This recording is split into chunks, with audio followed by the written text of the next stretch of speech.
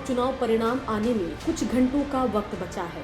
16 अप्रैल यानी शनिवार को नतीजे आएंगे। कहने को तो परिणाम सिर्फ एक विधानसभा सीट के लिए आने वाला है, लेकिन ये परिणाम बिहार की सियासत में दूरगामी असर छोड़ने का मादा रखता है। माना ये जा रहा है कि बीजेपी, आरजेडी और वीआईपी के लिए बोछा का परिणाम साख का सवाल बना हुआ है।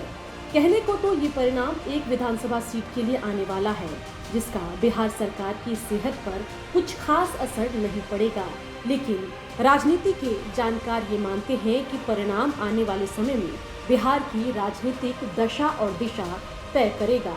चलिए सबसे पहले बात करते हैं भारतीय जनता पार्टी की। बीजेपी के लिए बोझा कारण प्रतिष्ठा का प्रश्न बना हुआ है। 77 सीटों के साथ बिहार विधानसभा में सबसे बड़ी पार्टी बनी बीजेपी आत्मविश्वास से लबरेज है और इसी आत्मविश्वास का परिणाम है कि बीजेपी ने वीआईपी को दूध से मक्खी की तरह निकालने में भी देरी नहीं की। जिस तरीके से बीजेपी लोकसभा चुनाव के अलावा बिहार और यूपी के विधानसभा चुनाव में नतीजे लाई है, उससे बीजेपी ये मानकर चल रही है कि किसी भी पार्टी के लिए उसको हराना बड़ी चुनौती है। ऐसे में अगर बोछा के रण में बीजेपी को हार मिलती है तो फिर बीजेपी का आत्मविश्वास जरूर डामाडोल होगा। बता दें कि बीजेपी का पावर संघर्ष सिर्फ विरोधियों के साथ ही नहीं चल रहा, बल्कि एनडीए में जेडीयू के साथ भी चल रहा है। जीत के साथ जहां बीजेपी बिहार और एनडीए में मजबूत होगी, वहीं हार बीजेपी को कमजोर करेगी। इसलिए बीजेपी के लिए बोछा कारण प्रतिष्ठा का सवाल बना हुआ है। चलिए अब बात करते हैं राष्ट्रीय जनता दल की। ऑपरेशन वीआईपी के बाद बीजेपी ने आरजेडी का बिहार विधानसभा में सबसे बड़ी पार्टी होने का तमगा छीन लिया है। 2021 में हुए तारापुर और कुशेश्वर स्थान सीट पर आरजेडी को हार का सामना करना पड़ा था, इसलिए बोछा में आरजेडी नई रणनीति के साथ उतरी।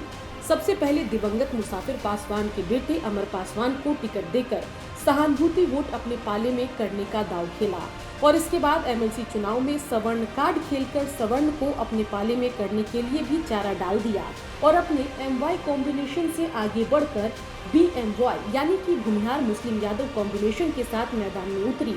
ऐसे में बोछा का परिणाम आरजेडी के बीएमवाई कॉम्बिनेशन का लिटमस टेस्ट भी साबित होगा। साथ ही अगर तेजस्वी बोछा का रण जीत जाते हैं तो संदेश जाएगा कि तेजस्वी का 2020 वाला जादू बरकरार है और अगर आरजेडी को हार मिलती है तो 2024 के लोकसभा और 2025 के विधानसभा से पहले आरजेडी एक बार आत्मचिंतन जरूर करेगी।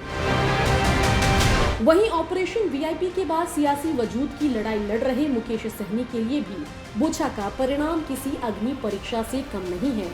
अगर मुकेश सहनी चुनाव जीतते हैं तो बिहार की सियासत में एक बड़ा मैसेज देने में कामयाब होंगे।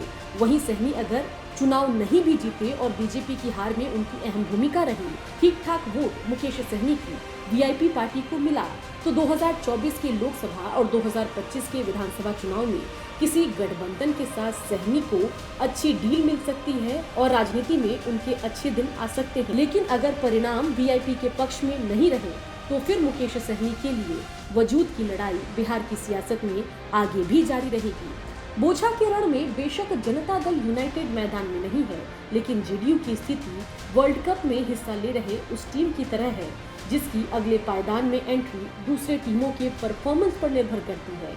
और बता दें कि चुनाव परिणाम बीजेपी और जेडीयू के संबंधों पर भी अंदर ही अंदर असर डाल सकता है, क्योंकि सूत्र बताते हैं कि बीजेपी ने भले ही मुख्यमंत्री नीतीश कुमार से उपचुनाव में प्रचार करवाया था, लेकिन जेडीयू नेताओं को चुनाव प्रचार में कोई खास तरजीह नहीं दी, जिसकी चर्चा जेडीयू के नेता अंदर ही अंदर कर रहे हैं। ब्यूरो रिपोर्ट, बिहार तक।